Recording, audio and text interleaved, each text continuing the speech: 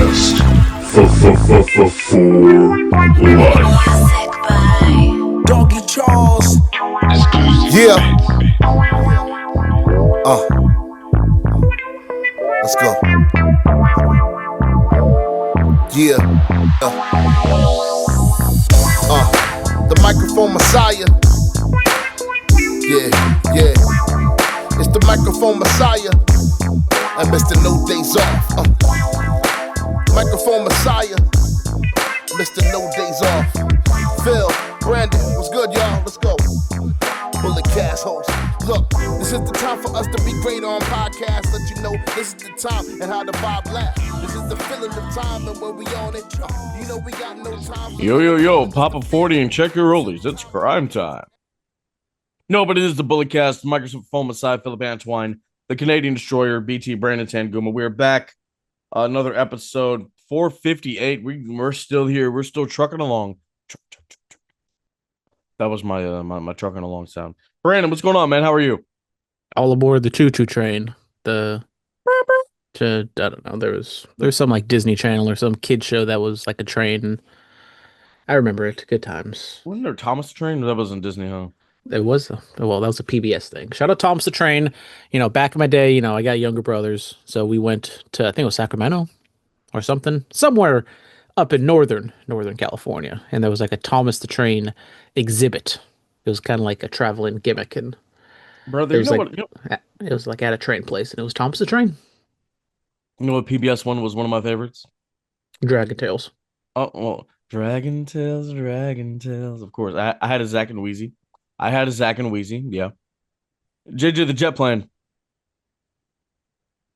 Okay. Doesn't get enough. JJ the Jet Plane is like, like that mid Carter in the 2000s that nobody talks about, but damn it, he did just fine, and he had a little push. He would have been one of those names that we always bring up. That was JJ the Jet Plane. Trying to think of, because it had a run. Philip's slightly younger than me. I'm slightly older, but there's definitely a lot of overlap in terms of those kid shows. I'm trying to see if I can think of any good mid-Carter show. Shout out the Big Comfy Couch. I've been seeing some stuff on. Big Comfy Couch was the main eventer for at least a year. Yeah, shout out. I may or may not have had like a crush on the girl when I was a little kid. Well, she's making the towns, brother. She's doing conventions. Oh. Maybe she may be at a Stockton or Lodi Con one day. But you never know. You never know. Yeah. First ever non-wrestling interview coming soon. Right. Right. Yeah. Let's get into it. Chavo Guerrero signs with WWE. Apparently, he's going to be helping out AAA and some sort of producer role. So shout out to Chavito Jr. Yeah, shout out Chavo. He's been, doing the thing in Hollywood, and he's been a decent backstage person for however long he's been, kind of outside the ring for the most part. So nice to see these back in WWE, and obviously, with their AAA connection, they definitely need more Spanish-speaking talent to help them out over there. Yeah, Chavo Guerrero's helped with other wrestling-related projects like Glow. I think he was involved with Heels, which Heels, I need a season 3. I need to know what happened. I still need to know. Did you ever finish Heels? That was your homework. I did not. I watched the first season.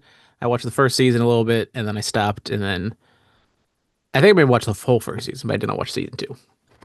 Oh my god! See, that was one of the gems of the pandemic. It really was. Philip, have you seen do you watch Smiling Friends? It's a great show. You should watch the last episode. Westside Gunn versus WWE. Boo, boo, boo, boo.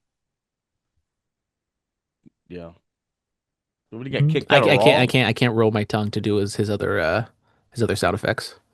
He got kicked out of Raw. When did this happen? This is all the way back in Buffalo, back in early in the year. But the big news, So why is it just now becoming a thing? I don't know if it's not really that. It's more the cease and desist that was issued to him recently, and he made it public.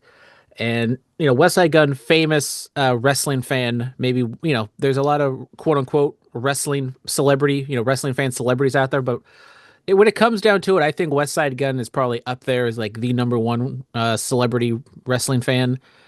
and he has wrestling photos and wrestlers on his album art. He's been doing a Virgil thing the past couple of times for his Heels Have Eyes series, and the latest one he just dropped, it had Ted DiBiase and Virgil on the cover.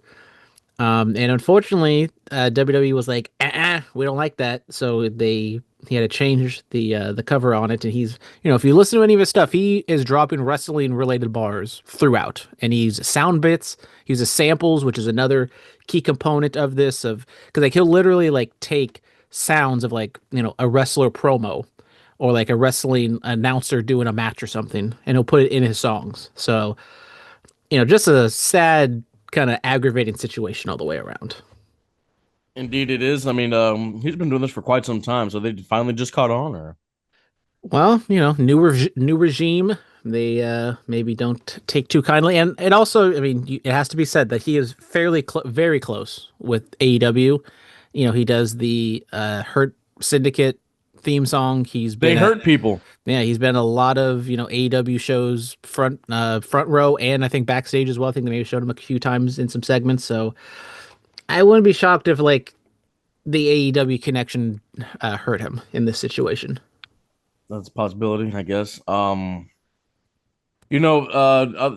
Gunn, fourth rope. I went to a show in Vegas. It was an experience. Shout out fourth rope, the champion Zilla. Shout out to him. I don't. Yeah, kicked out of that's crazy. It's really. I mean, like he's been doing this stuff for so long. I mean, how long has TKO been in charge? Uh, but we're late 25, over 2 years now because it was in And 23. what did or do you think they just were bored and like, we'll throw the cease and desist out? I mean, the new album came out like last week, and I was Okay. literally like listening to it, and it had the Ted DiBiase cover on it, and then like when I stopped listening to it, it changed because now it's like I think one of his indie wrestlers or something is kind of on the cover, and so now yeah, it's just another I think boneheaded mistake from WWE and TKO of just like not seeing the forest through the trees because Oh, the heels. Okay, I'm looking. legally maybe they're right, but No, it's still I clicked on the album. It's still Ted DiBiase and Virgil right now. maybe they came to some sort of Because like agreement. But I'm looking at it. It's an indie wrestler bleeding, and then when I press it, it turns into DiBiase and Virgil. yeah, it is some kind of like weird loophole or probably some programming thing because I know I was playing it because like yeah, it has I have the Heels Have Ice 3 one, but whoop, shout out. Yeah, and then it goes back to it. But that's like the motion. I don't even know what it's called. It's like a Motion GIF. grab. It's like a GIF that plays while you're listening to the song. Yeah. I mean, hopefully that gets resolved. Westside Gun, yeah, man. One of those prominent people in hip hop that is a fan of the game. Because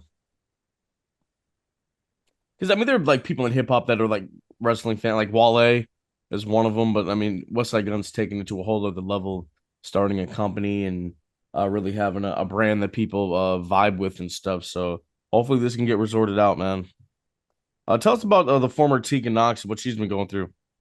Yeah, it's been this was a big situation. We'll talk about Collision a little bit later, but they had a match, or we're gonna have a match with Ty J, Ty Mello and Anna J. Shout out, Nixon Newell and Miranda Elise, her tag team partner and real life partner, and they just walked out of Collision, and then the subsequent drama reporting that comes out later of what was going on, and then they go on a Twitch stream on Sunday because this happened on Saturday because it was a live taping, and she basically explained that she felt that they should have had more than 3 minutes because that's what they were allotted, and they came to an agreement and they left the show.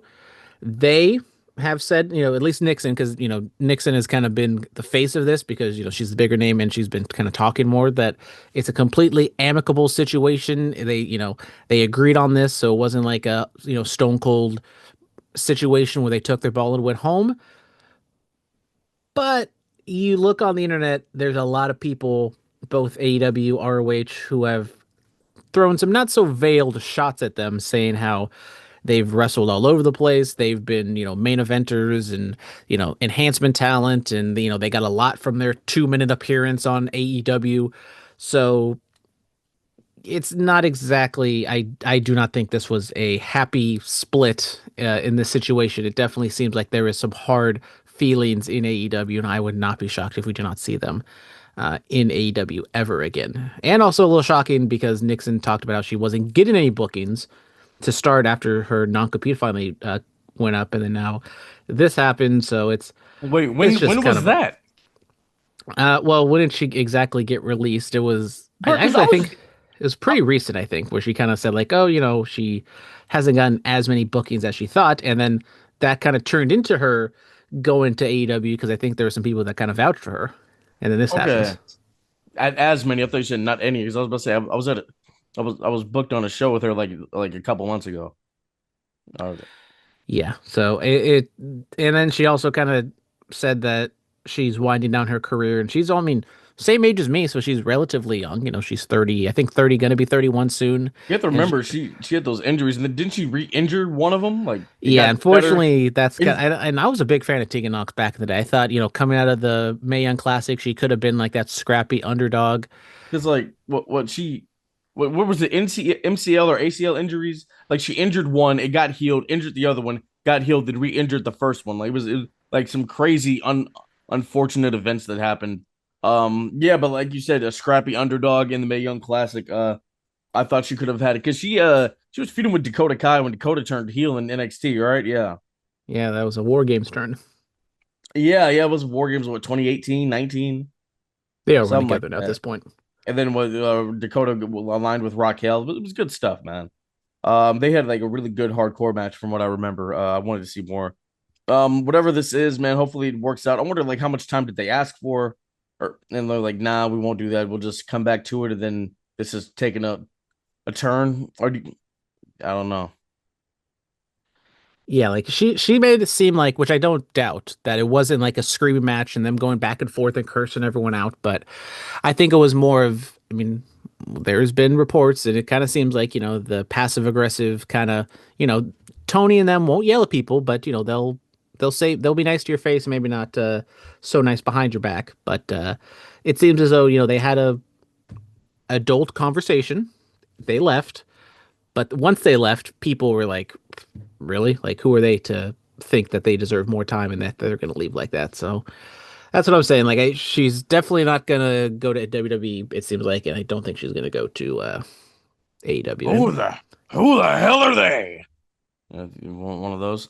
Jericho says TNA looked like second biggest promotion after Bound for Glory. When did Jericho say this? I believe he said it on his podcast. I don't know exactly what he said, but it's been making the rounds today. And this is just basically kind of people saying like, well, I guess I guess this kind of just confirms that Jericho's leaving AEW because there would be no reason for him to say something like that if he was still with the company, um, or he was working with the company. Because why would Jericho not want to at least work with the second biggest company in the country? So, just some little dumb news that with Jericho, he posted a photo because his birthday was recently of kind of like a body update, and Yeah, 55. look, I think for his health, he looks, I think, as good as he can. He definitely looks better than what he has been doing recently.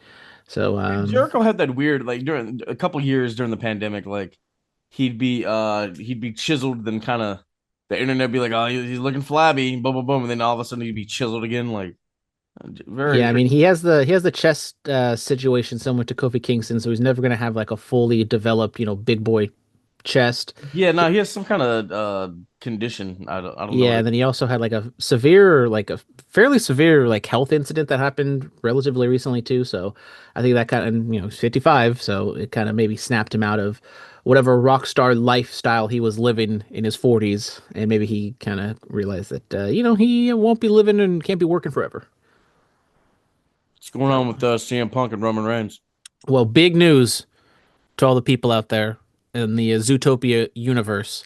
There was rumors and speculation that there were wrestlers going to be a part of the new Zootopia 2 movie that's coming out later this month. And then it was revealed that CM Punk and Roman Reigns are going to be buddy cop zebras in Zootopia 2. I like Zootopia 1. I thought it was a fun show or a fun movie. It'll probably be one of those things that I'll pop on once it comes on Disney Plus in a few months now. But another wrestling, no, more wrestlers being involved in mainstream movies. Drew McIntyre is leaving, suspended, quote unquote, to go film Highlander, the new Highlander remake. So more wrestlers in Hollywood. Yes, congratulations to the OTC and the heavyweight champion of the world. Yeah, Drew McIntyre suspended on SmackDown. He Claymored the referee. That was the referee for the WWE title match of Saturday night's main event in his attempt to dethrone Cody Rhodes. Cody Rhodes was wrestling Aleister Black, who earlier in the night walked out there with Zelina. No Vega, just Zelina. I like this pairing, man. I really, really like it. Zelina slaps Cody, leads to the title, or not title match, but the match later on in the show, made official by Nick Aldis. And they're going through it. Claymore. Nick tells him, "Hey, you're suspended," and they're kicking him out of the building. Drew McIntyre, Bobby Roode, and Nick Aldis all on screen together. Three former TNA world champions and integral parts of TNA at different phases in the company's history. So that was a nice little nod there. Yeah, Drew McIntyre suspended, man. Thought he'd be on the War Games team for what we saw on Monday, but yeah, what do you think?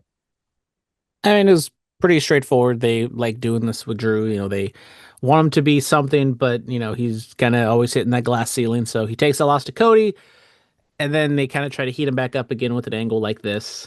He'll be suspended. Seemingly, he'll be gone maybe until the Royal Rumble because it seems like filming is starting in like January. So maybe he'll pop it in the Royal Rumble, make an appearance, and then go film some more stuff. I don't know what his schedule's gonna be looking like in the next couple months, but yeah, it's just kind of par for the course. I think with Drew at this point, it's very rinse repeat. Get built up, lose big match, get heated up back up again with some sort of angle that makes people quote unquote not like him, and then we just kind of do the whole process over again. We shall see. Because this is basically the same thing they did when he kicked Cody through the announce table. Oh, Cody went and left and filmed though. Yeah, so Cody was the one going to film. Now Drew's going to be the going to film. Yeah. We'll see what happens, man. I kind of want Drew to just crash out and just he just demolishes Cody and takes the title. Not the way Cena did, but just like they wrestle for like 10 minutes and boom, Claymore, it's done. Just one vicious Claymore and that's it.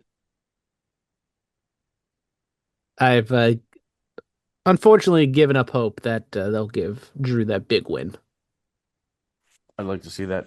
Jade speaks. She's that B.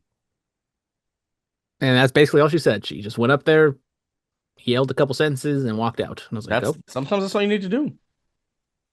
I mean, that sometimes that is all you need to do, but then sometimes you also want to see them do a little bit more. And I'm not saying she needed to do that here, but that's Bro, kind of the I just how we're feeling with Jade right now. It's like, all right, she's good in small bursts, but can she do it longer?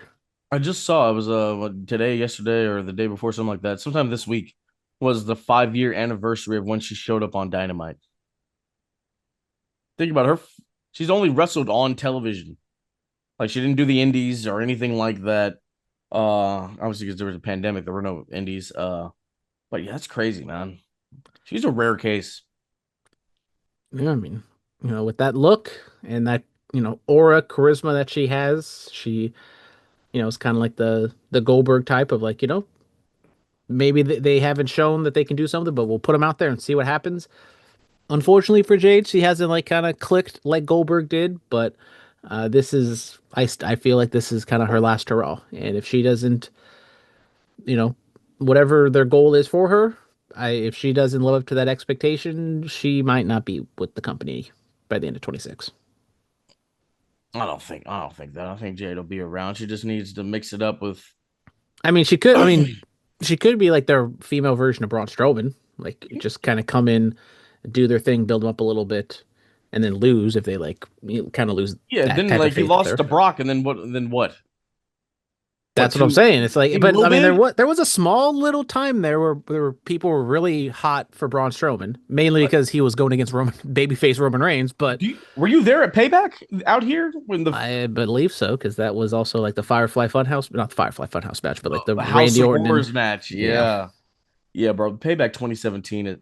The Hardys were there. Jericho won the U.S. title. Alexa Bliss beat Bailey. Like how Payback 2017 isn't it? A lot happened on that show that we should probably go back and look at.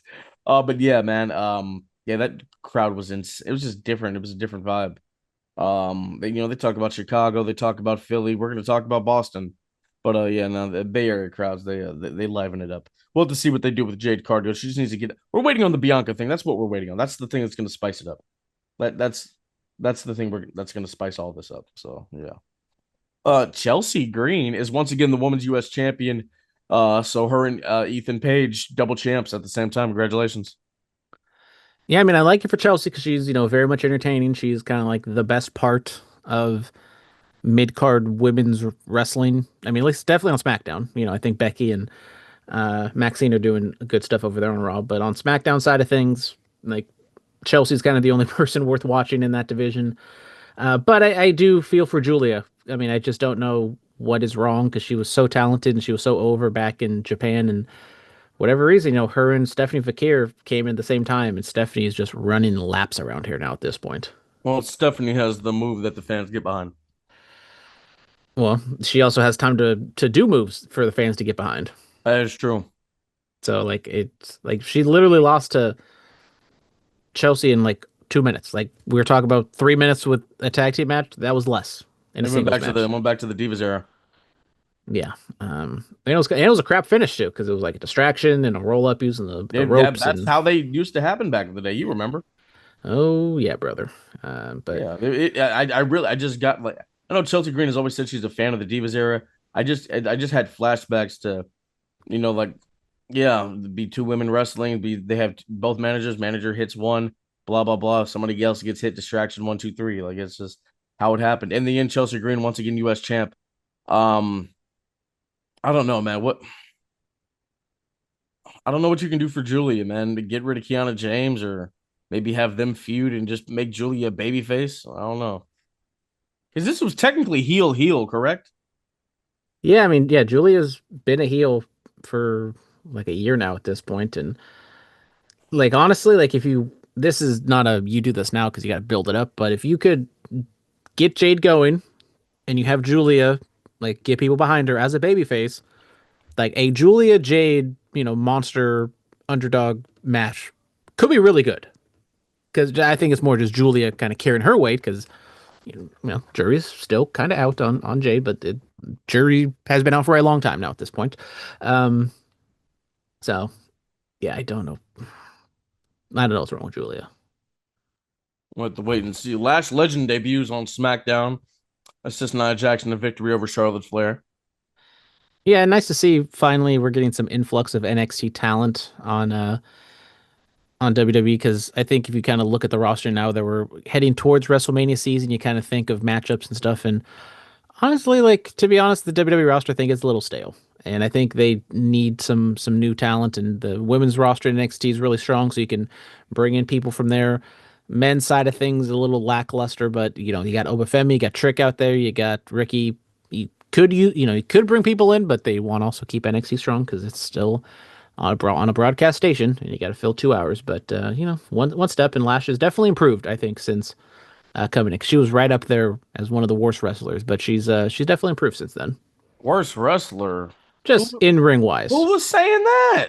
I'm just saying, like These jabronis that never stepped foot in the ring? Exactly. Now it's BFAB. Bro, Oh yeah, they teased a BFAB Jade match for next week. God help us. Jade's probably just gonna kill her, bro. I think so, but I think that 20 seconds might be a struggle. That Jade's gonna hit like 3 moves and it's gonna be over. Yeah. I don't know, man. The roster and everything. I saw on I think it was Twitter. This is one of the actually good valid points on Twitter, believe it or not. Who would have seen that coming? A good wrestling point on Twitter? Yes. Like what lacks like in like 2025 is there's no overarching story. Like for the longest time, we had the Bloodline story, and then like even last year we had Punk and Drew. Like what we need. There's the. I mean, I guess Cena's retirement is a story in and of itself, but like like there's not that one story that was like, damn, like what's gonna happen next? Even like the build to WrestleMania 40, like the whole story of Cody getting to WrestleMania 40, that was a great thing, and then they followed it up. They kept the momentum going that year with Punk and Drew doing their stuff, man. It's just like we need that overarching story. That's what we need. Yeah, and you look at, I mean, if they didn't have the Cena final tour, like there's been chatter about ticket sales and stuff. I think it'd be a lot worse if WWE was kind of charging these same prices without the caveat of Cena making some of these towns. And that has kind of been the big story of 25, it's just Cena, his last year, obviously. So Yeah, we'll see what yeah. happens in 26 and Let's what they can let's do.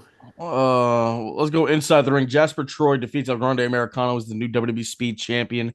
Congratulations to him. Okada named Tanahashi's final opponent. We watched them out here at the Civic Center, right? SAP. Uh, the Cow Palace. Do they have a Cow Palace match? No, no. When Mercedes won the title, and when we were in the elevator with Pepsi Oh Phil. yeah, yeah. Shout out Yeah. CM Punk. Um, I mean, I don't know if it was a singles match, but I think it was a tag match. No, it was. No, it was a main. It was a main event. No, it's all coming back to me now. Yeah. But yeah, we just talked about Cena. There's a lot of speculation about who his final opponent would be. Very similar to Tanahashi, because I think if I think Tanahashi and John Cena are very apt comparisons. In terms of who they are and what they mean to the company. And it was speculated who it could be. Some people maybe were hoping they could have been Nakamura, but that is not going to happen. And instead, we're actually going to get Okada come back and wrestle his first New Japan match since leaving the company. Okada has been kind of MIA when it comes to like these Forbidden Door shows and in terms of like wrestling New Japan people, but he's not the AEW New Japan relationship has kind of not been involving Okada recently, but it is nice to see that that's kind of gone by the wayside for Okada to have one final match with Tanahashi, and that's one of the big selling points of Wrestle Kingdom this year. And I'll probably try to watch it, whether it's on pay-per-view or maybe get the New Japan subscription again. Yeah. For the people that don't work there for the Cena retirement thing, can we just get Tanahashi versus Cena? Sure, why not? Cena and Tanahashi in the dome. Make it happen. What if John Cena retires from WWE and then he just goes on a New Japan run? Yeah, everyone. I told you I was leaving WWE. I never told you I was retiring from professional wrestling. That would be effing home. What if John Cena just like goes to TNA, wrestles Joe Hendry, and it doesn't count against one of the WWE dates? Let's just do stuff like that, guys. Oh man. I mean, no one Um, said, Juan Cena can't wrestle anymore. have you seen? Did you see the vault of the lost Cena footage? I have not. It's going. It's about like what 45 minutes to an hour of just like different videos from John Cena. One of the videos in that vault play clip or compilation is a Cena's this when he's still doing the board shorts, and he's like it's his room, it's hella boots, hella board shorts, and he was a tape trader like a mofo. Like he's talking about Tiger Mask and Black Tiger, and he's you know just studying DiBiase in Mid South and just stuff like that. I was like, okay, Cena's really a student of the game. Let's talk about Big Match John. Raw in Boston in the TD Garden. Raw opens up with Triple H talking about, there are certain variables that make a superstar, and and very few can put them all together, and you become the greatest of all time. And this is what this man did. Welcomes John Cena. John Cena in that Boston green, Celtics green, talks about how he saw his first WWF show at the old Garden, and just he says like I don't book the And dates. Cena said WWF. Yes. Said I don't book the dates, I don't book the towns, I don't make the matches, but I had one request. We come to Boston, and they went to Boston. The energy in that building was electric. Dominic Mysterio. I mean, he's been getting cheered lately, but there's one place that Dom could go where he would get booed, and it was in Boston, interrupting Big Match John. Talked about how he doesn't like to be interrupted. He interrupts old men, tells John, shut your mouth while grown folk are talking. And then Cena, he did the one thing I've been waiting him to do. I love when Cena says fine speech. He says, "In this town on this night, I am invincible." So and then Dom was like, any town, any place, any era. Hunter's like, I think this is a pretty damn good era. This is a great town. Why don't we do it right now? John Cena versus Dirty Dom for the Intercontinental Championship. It is the one title John Cena has never won in his illustrious career. Dom tried to play Eddie tricks. Cena had a feud with Eddie. He knows those games. AA's nothing. 619 frog splash roll through. He did the Mark Henry roll, stand up, hit the AA 1 2 3. John Cena last night in Boston in the TD Garden is the Intercontinental Champion for the first time in his career. What are your thoughts? First, I thought the Triple H of it all was kind of eye rolling, just more Triple H being his kind of egotistical, egomaniacal self. But that being said, outside the Triple H stuff, this John Cena and Dom stuff I thought was fantastic. And it was, by far kind of the top stuff of the night. The crowd was clearly there for Cena and wanted a moment. Unfortunately, like news kind of came out before the show started that Cena was gonna wrestle Dom for the title. So it's like, why is that news getting out? I don't know. But I thought the match was fun. It was a good time. Dom was on that short list of, you could see them having that match as Cena's final match because it was a guy that could lose, but Cena could get some, or Dom could get something out of losing like that. Now you put the IC title in the mix. I think that does kind of change up maybe your thoughts on what they're doing with the tournament. I mean, they announced more people. Gunther, who's kind of the favorite now at this point, was finally announced. Is it going to be an IC match, an IC title match? Are they going to do, something at Survivor Series with the title? Is Cena winning? Is Cena losing? The whole kind of, at first, Cena was going to retire the world champion as a heel, but now is he going to retire the IC title as a babyface? That's probably more of a, we're not going to talk about that type of thing, but I think because I look at it like, um, yeah,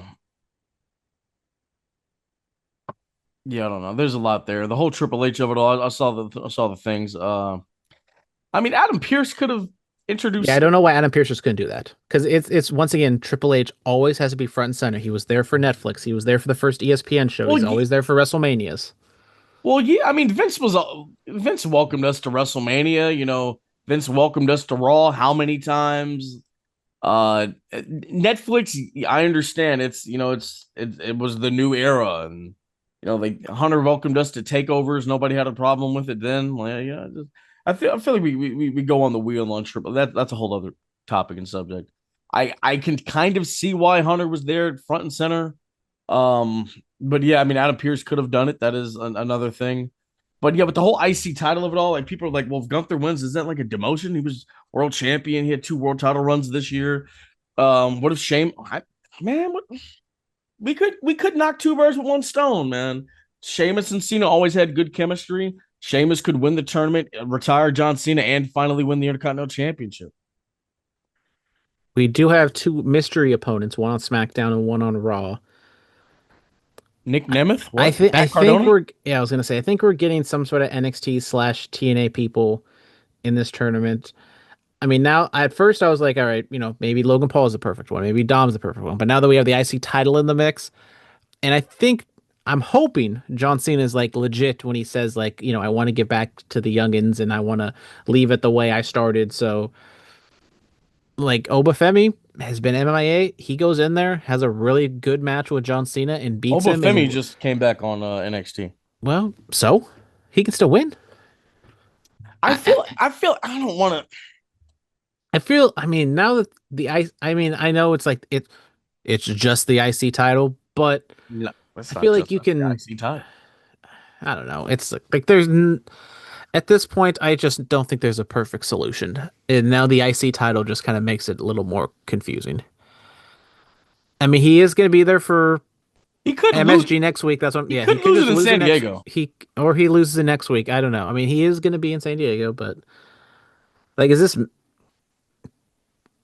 Yeah, Also, is he going to be in War Games? Is he not? Is it? Yeah. What's going on here? Well, we'll have to figure it out. Cody, he was on after Cena wins, he goes to the back. Had a little callback to 2011. With John and Ray backstage, and they talk about Dom. Cody says, "Congrats, champ." Then Cody runs out there and joins Punk and Jay, to fight the Bronze and Logan. Yeah, one point where Cena, told Ray like, "Oh yeah, he'll come around," or whatever he exactly said. And I mean, I talked about it last week. When that finally happens, when Ray or when Dom finally turns face and like teams with Ray in the next like couple years, it's going to be a big moment, and I think it will hit once that finally does happen. But then also, I think Ray should have got his lick back and challenged Cena that night, and end his title reign in one day, just like Cena did back in 2011. But that's okay. Ray's a better guy than John Cena. Yeah, we're not We're not gonna talk about that. we're not doing that. Okay. But yeah, and they showed Cody, which was a fun little moment, and gave you a reasoning for why Cody was there later in the show. Yes, yes, yes. What are your thoughts on it? Um, I mean, like I said, War Games at first it's 3-on-3. Um, I would assume it's gonna be 5-on-5.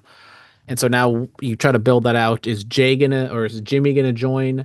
Is Cena and Dom gonna join?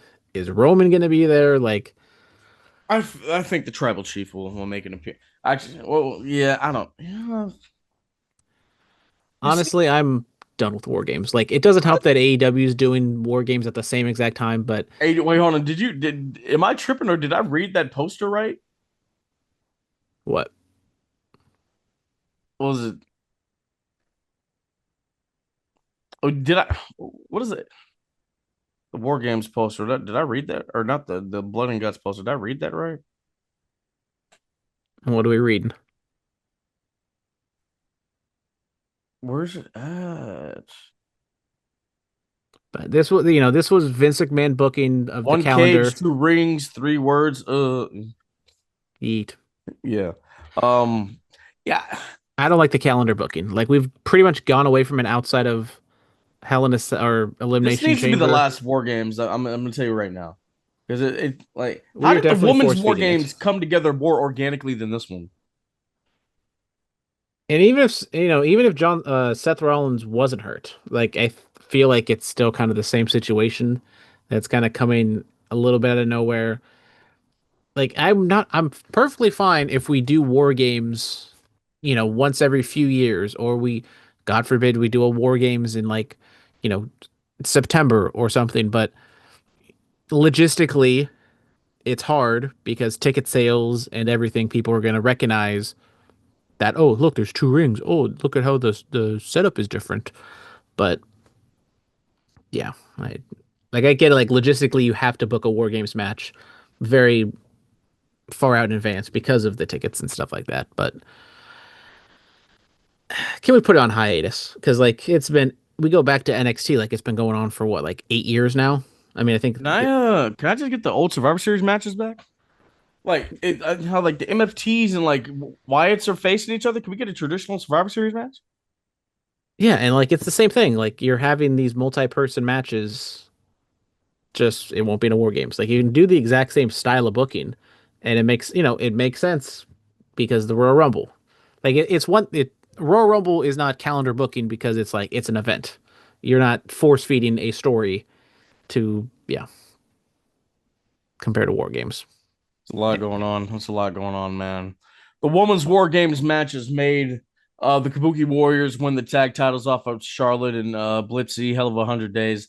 Lash and Nia Jax cause the title switch to happen. Then they start the attack.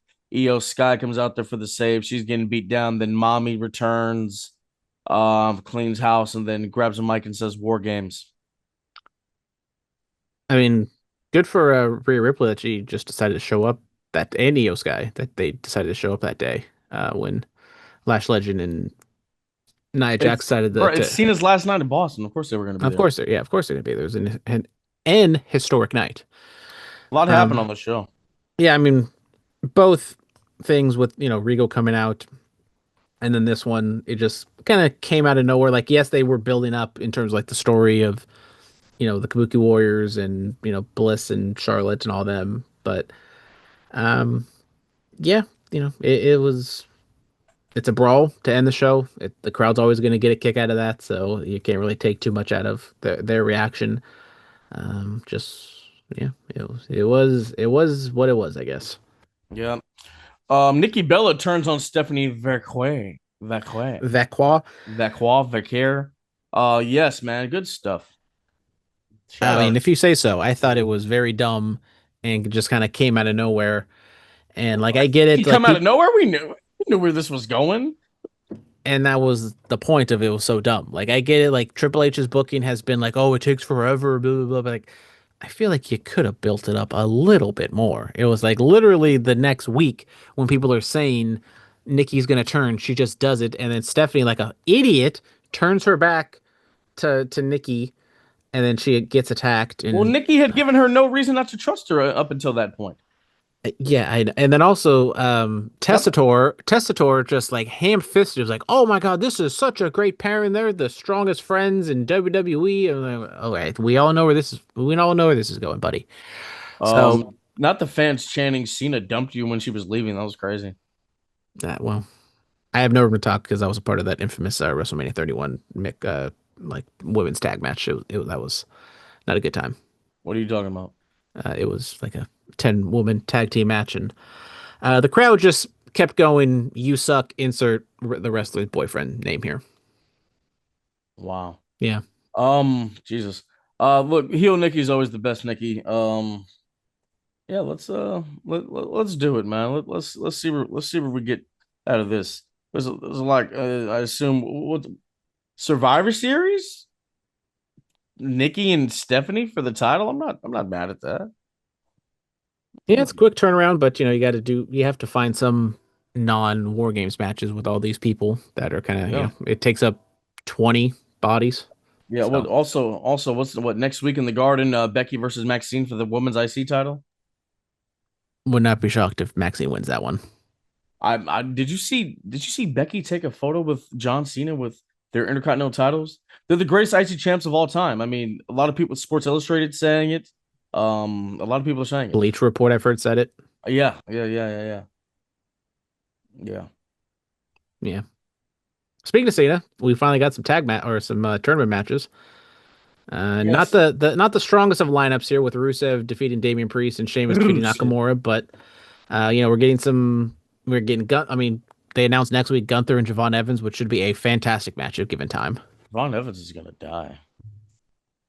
It's gonna be a Yeah, T's and crazy. P's to young blood, but The young OG. Yes. That is going to be something, something. Um, Before we get into AEW talk, Brandon, did you happen to check out the Oasis Pro anniversary show? I just check into the big things. I only check in to what the Mafia be doing. But poor Sancho, he took a beating in that match. Some might say deservingly so, but I wouldn't say that. Others are saying it though.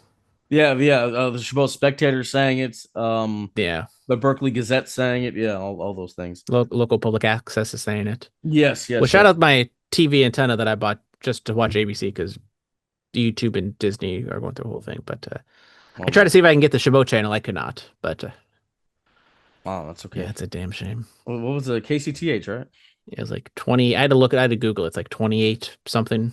27, something like that. Yes. Yeah, let's get into AEW. You hit this real quick while I step away. I'll be right back. So kayfabe everyone, we're doing this before War, Blood and Guts. Sorry to don't want to cease and desist WWE. But yeah, so we're building up. We're going to talk Collision a little bit before we got Blood and Guts taking on today as we're recording this. Actually, going on right now because it's 5 o'clock. Kayfabe, but we did get the Bang Bang Gang beat FTR in a pretty really good tag match. Probably the best thing on the show, to be honest. We talked about how there was only 3 minutes allotted for the Nixon Newell tag match. Probably gonna take some time out of this one. Fletcher and Ace Austin go 15 minutes, and Fletcher retains the TNT title, even though Kyle Fletcher has a title match against Mark Briscoe at Full Gear in a couple weeks. I don't know why they had that tag match or a title match this early, or in between the title matches, but whatever. Also Ace Austin, like fine wrestler, but not built up to be going 15 minutes with Kyle Fletcher. So if we're trimming time and giving it to that women's tag match, you could have done it here, in my opinion. Then we got some advantage matches for Blood and Guts. They've been doing the best 2 out of 3, so it's not just one match. The heels ended up winning the women's advantage after Jamie Hayter beat Sky Blue, I believe, and then forced to game 3, where Tekla defeated Harley Cameron. And then in the main event, the men's advantage match, Roderick Strong beats John Moxley to get the advantage for the conglomeration and Not the conglomeration. the yeah, whatever. And whatchamacallit. Darby. I would not be shocked if we see a John Moxley babyface turn sooner rather than later. So I think this is kind of another step in that direction with Moxley losing this match here. We shall see. We shall see. We're gonna kind of wrap it up, ladies and gentlemen. Let's see what else is going on. Oh, that's right, Bakersfield, California. Rodeo Pro Wrestling is having their last event of the year, Last Call Brawl Showdown versus Ray Rico. You can see that. Mondo Rico will be in action. How long will this match be? 6 or 7 minutes. Can't wait to find out. The All Day Crew, 80K, defends the SPW Tag Team titles against Los Fremes. Just the Epic will be in action. There will be a high noon heist, a scramble. Catch certain guys wrestling there. Then, of course, Melanin Mafia versus Dark New Age in a 20-minute time limit mixed tag match. You don't want to miss that. Thank you guys so much. I'll also go check out our Eddie Guerrero tribute podcast. It's been 20 years since the late, great, legendary Latino Heat Eddie Guerrero passed away. Go check that out. We did a special tribute to Eddie Guerrero. Viva la Raza. Thank you guys so much. As always, be safe and stay dangerous. Yes, sir.